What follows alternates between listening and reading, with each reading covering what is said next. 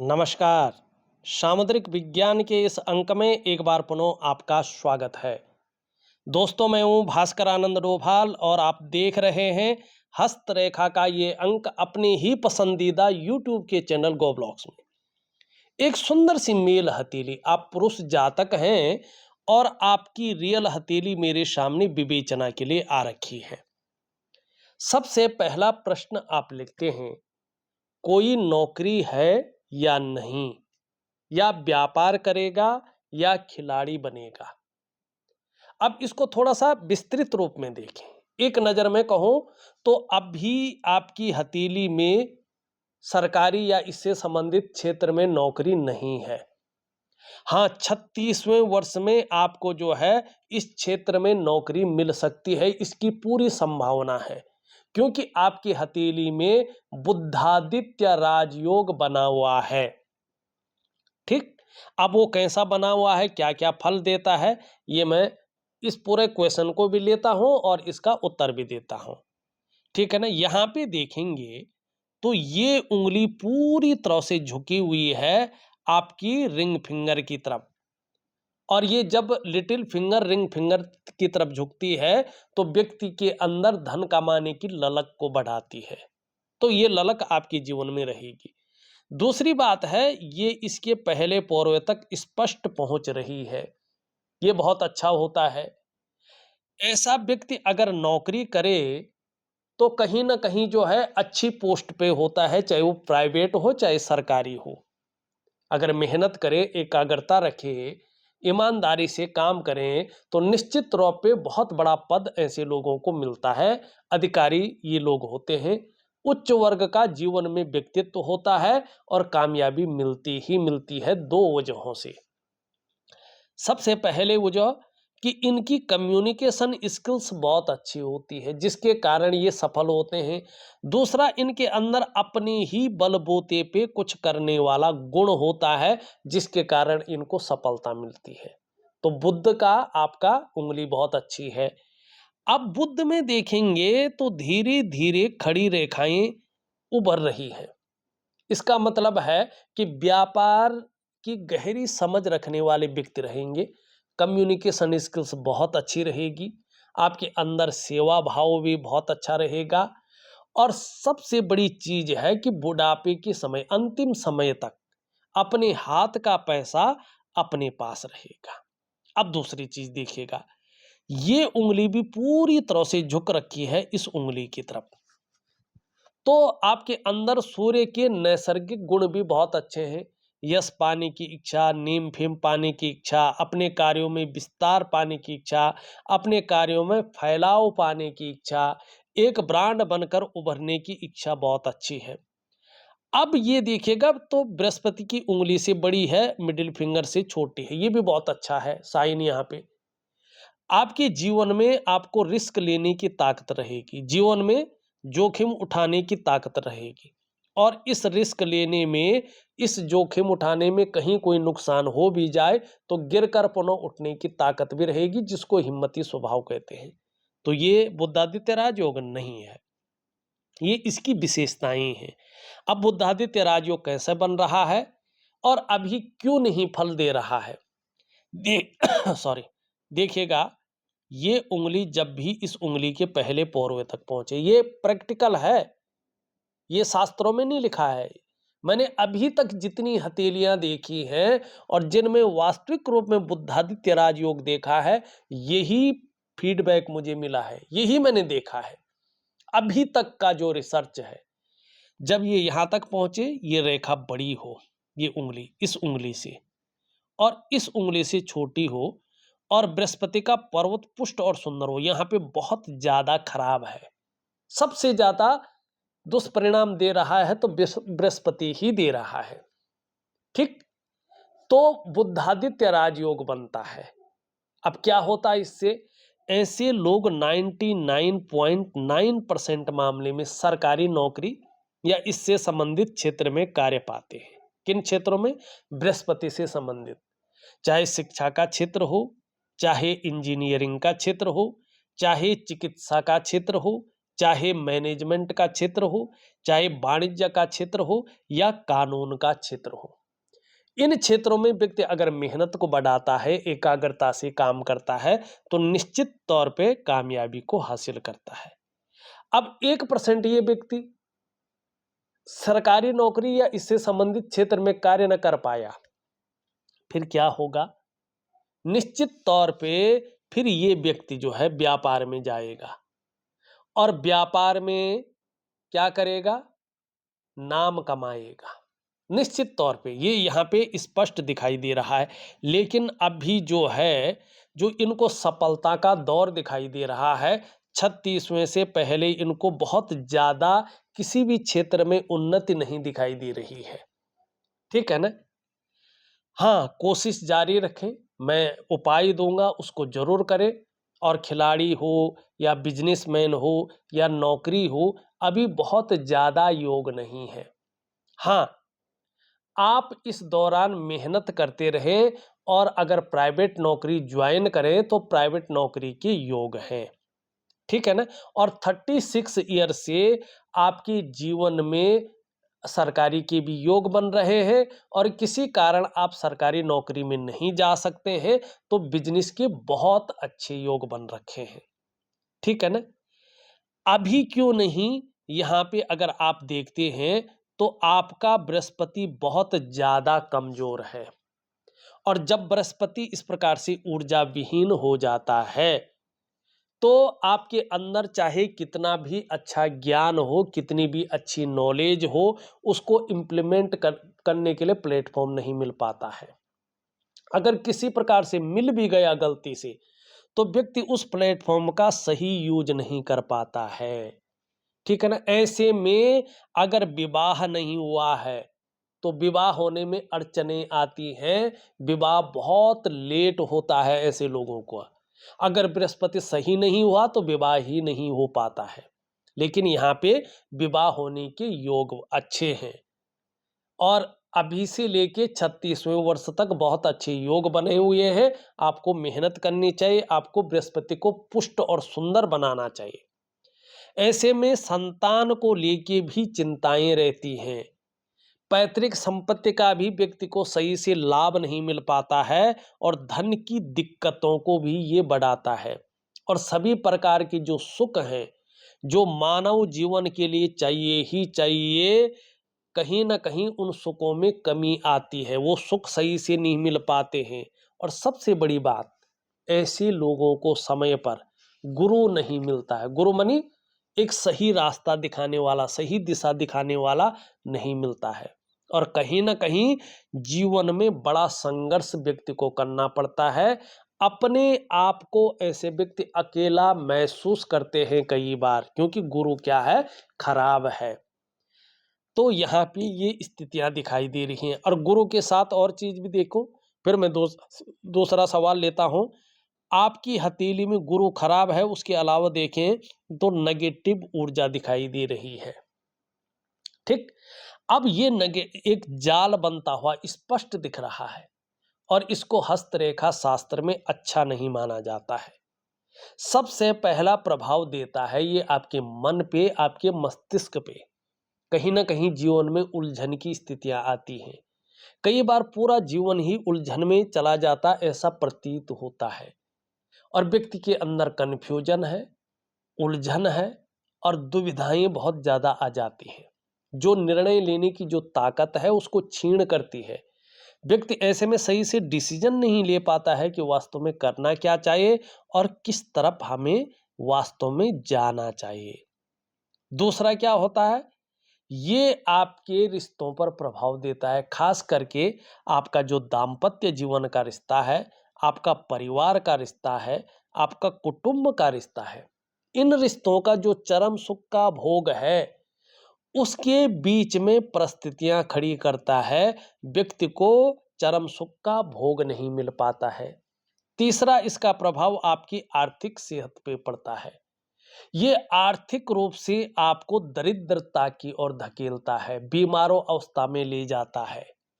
और चौथा इसका प्रभाव पड़ता है आपके स्वास्थ्य पे, चाहे वो शारीरिक स्वास्थ्य हो, चाहे वो मानसिक स्वास्थ्य हो, ये विकार देने की कोशिश करता है। पांचवा और बहुत तीव्र इसका प्रभाव पड़ता है आपकी डेवलपमेंट पे, आपकी प्रोग्रेस पे।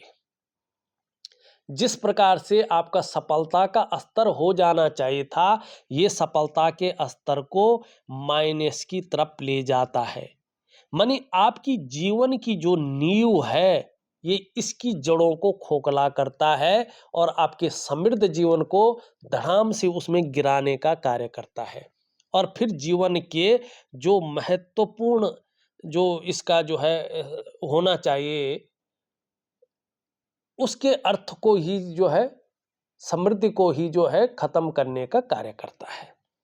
अब देखिएगा, दूसरी चीज देखिएगा, यहाँ पे वास्तविक चीज क्या है आपके हाथ में, क्यों कहीं ना कहीं चीजें खराब हो रही है बुद्धादित्य राजयोग होते हुए भी। अब यहाँ पे देखेंगे प्रारब्ध भी आपका बहुत अच्छा है, क्योंकि आपका केतु स्पष्ट बता रहा है कि व्यक्ति का जो प्रारब्ध है, पुनर्जन्म जो हुआ है व्यक्ति का, इससे पहले का जो जन्म है व्यक्ति का, वो भी मनुष्य योनि में का ही जन्म है और उसमें व्यक्ति ने बहुत अच्छे कर्म किए हैं, ठीक है ना, बहुत पुण्य कर्म किए हैं, इसी वजह से तो मनुष्य योनि में जन्म लिया है। अब दूसरी बात क्या है कि व्यक्ति कहीं ना कहीं अपना ही पूर्वज है। जिस वंश में ये उत्पन्न हुआ ये व्यक्ति, चाहे गोद लिया हो व्यक्ति, लेकिन पूर्व में इसी वंश का जो है ये पूर्वज है और ठीक 5वीं पीढ़ी में व्यक्ति ने पुनः इसी परिवार में आ गया है, इसी वंश में आ गया है, ये स्पष्ट दिखाई दे रहा है। और इसकी वजह से पूर्व के अच्छे कर्मों की वजह से यकीनन व्यक्ति को एक अच्छा ज्ञान, एक अच्छी नॉलेज की प्राप्ति होगी और वक्त आने पर एक अच्छे धन की भी प्राप्ति होगी, इसमें कोई संशय नहीं है।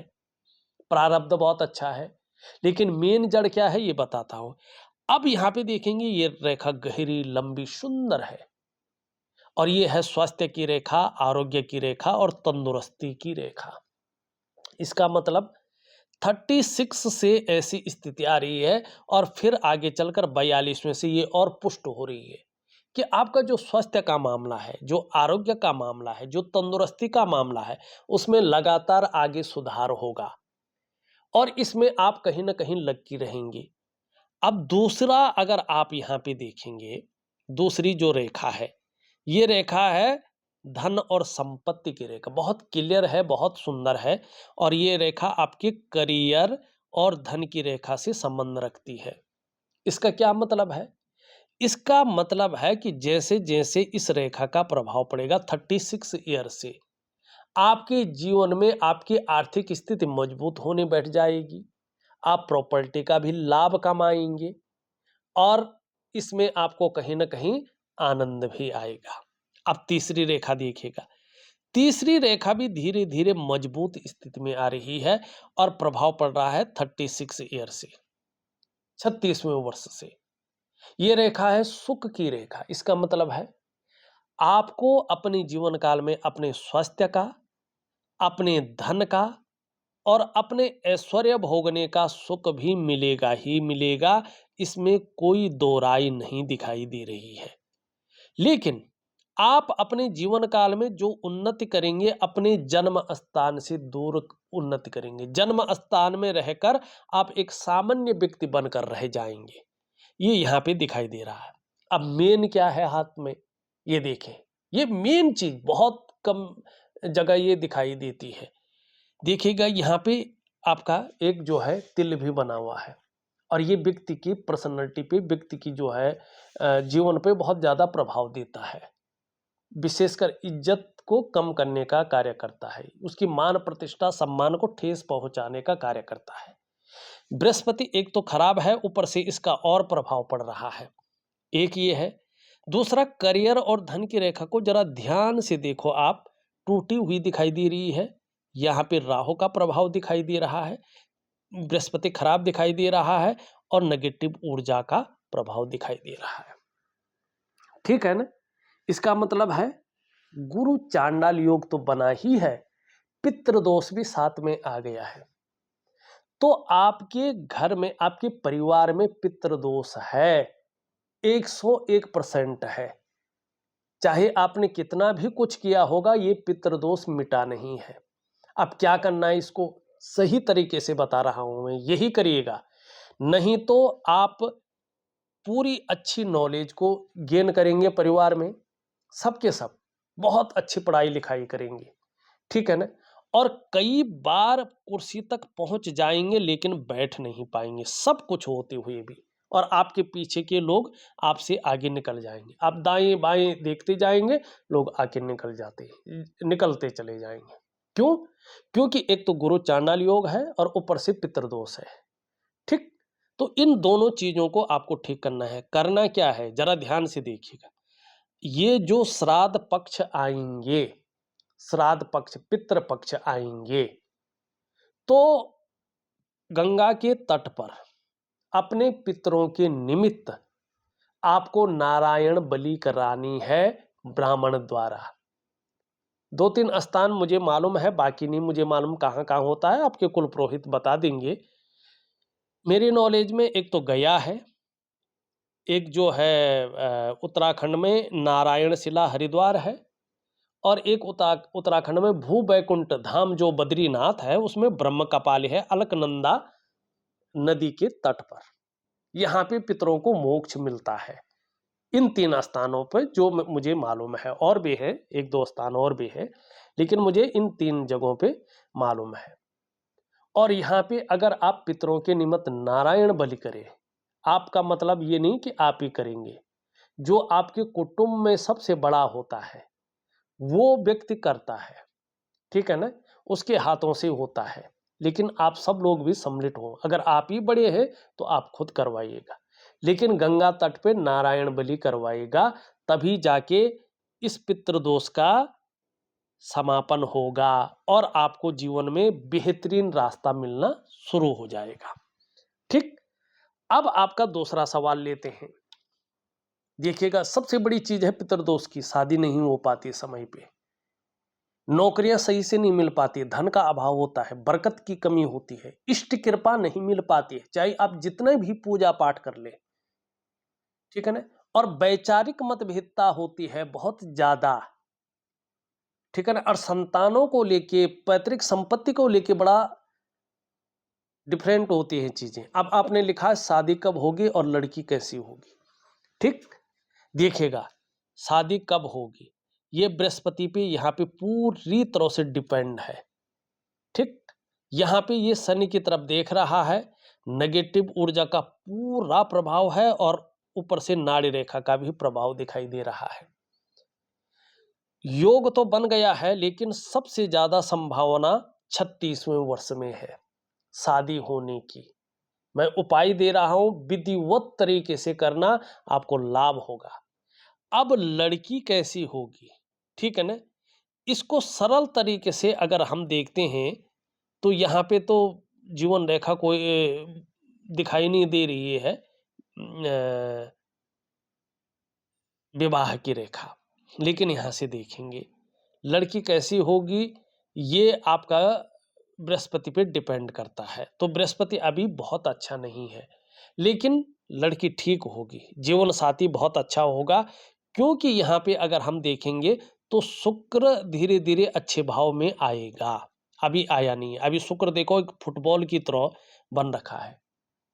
ये क्या करता है, अगर एक फुटबॉल की तरह बन जाए तो विपरीत के प्रति भोग संबंधी भावनाओं को जन्म देता है, ये सबसे ज्यादा जन्म देता है, दूसरे आकर्षित होते हैं, और कहीं ना कहीं व्यक्ति जो है उसी चीज में दिन रात उसके पूरे विचार वहीं चले जाते हैं, और चीजों को छोड़कर और चीज में एकाग्रता नहीं आती।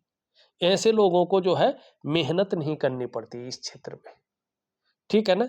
तो आपका शुक्र बहुत अच्छा नहीं है, ऊपर से देवगुरु बृहस्पति भी ठीक नहीं है, ठीक है ना, और ये मानसिक तनाव भी देता है, ठीक है ना, मानसिक तनाव भी देता है। ये व्यक्ति का जीवन संकटों और कठिनाइयों के बीच में भी गुजारता है, लाख प्रयास करो, सारे साधन होने के बावजूद भी सुख नहीं मिल पाता है, ठीक है ना, और अभाव की स्थिति को जन्म देता है ये, ठीक।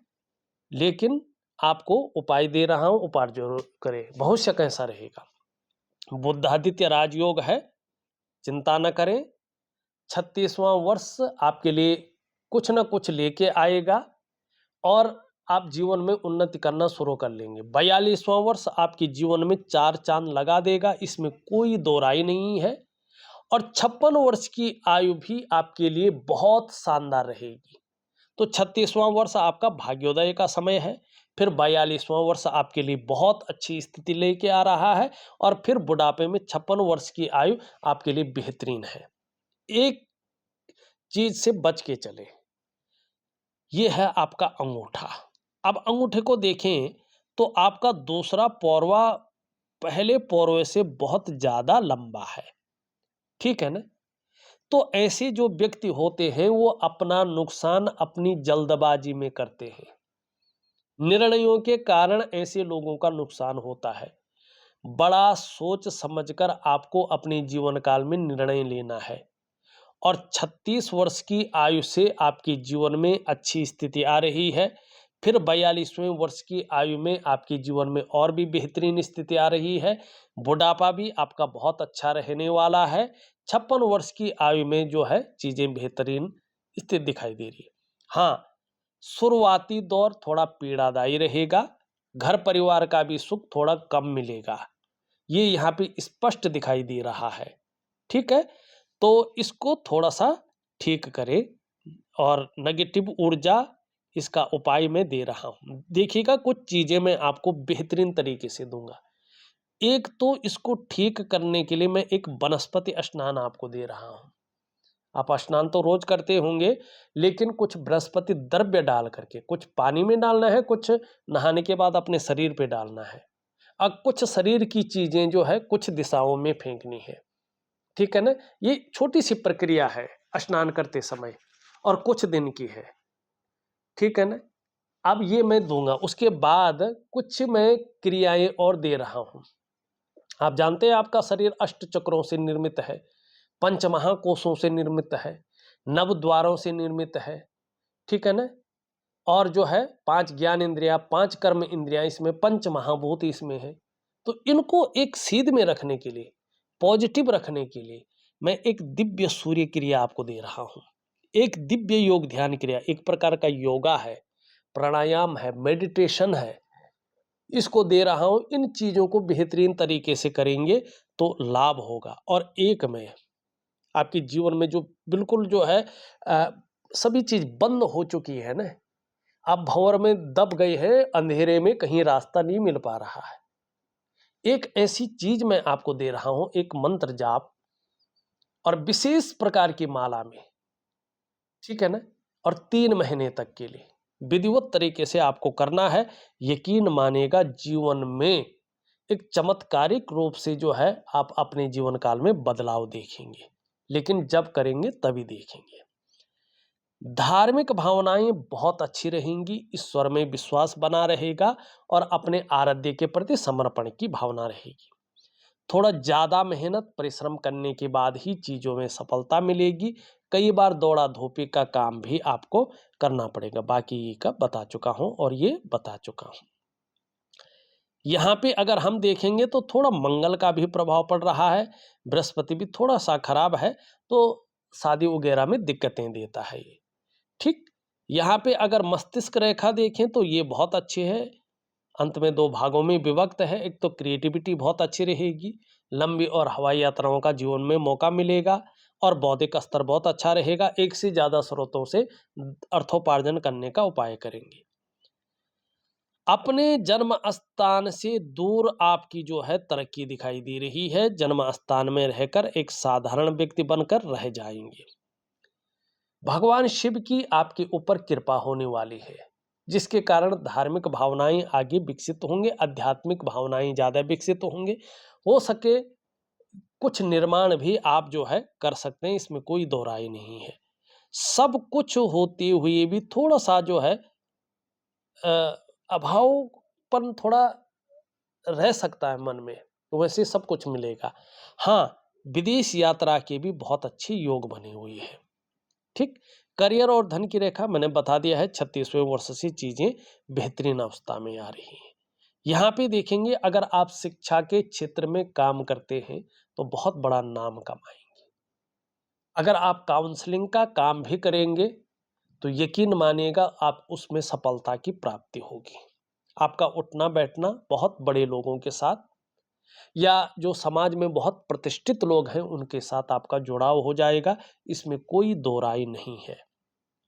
ठीक, शुक्र का पर्वत हमने देखा। निम्न मंगल देखें तो क्षण भंगुर वाला गुस्सा थोड़ा हावी रह सकता है, तो इसको ठीक करने के लिए, और थोड़ा तनाव की स्थिति कभी कभी ज्यादा आ सकती है, तो इसको ठीक रखने के लिए दिव्य सूर्य क्रिया जरूर करें। ये बहुत अच्छा है, इसका लाभ मैंने बता दिया, इसके बारे में बता दिया है। शनि भी बहुत खराब नहीं है, ठीक है। सूर्य थोड़ा सा दोष युक्त है, अगर सफल होना है तो दिव्य सूर्य क्रिया जरूर करें, ये ठीक है आपका। चंद्रमा भी पूरी तरह से अच्छा नहीं कहा जा सकता है, मन पे प्रभाव डाल रहा है, तो इसको बेहतरीन रखने के लिए जो है आपको क्या करना है, मैं एक छोटा सा उपाय दे रहा हूं, वो जरूर करें। बाकी मैंने सभी चीजें देख ली हैं, उपाय विधिवत करिएगा, आपको चमत्कारिक लाभ जरूर होगा, इसमें कोई दो राय नहीं है।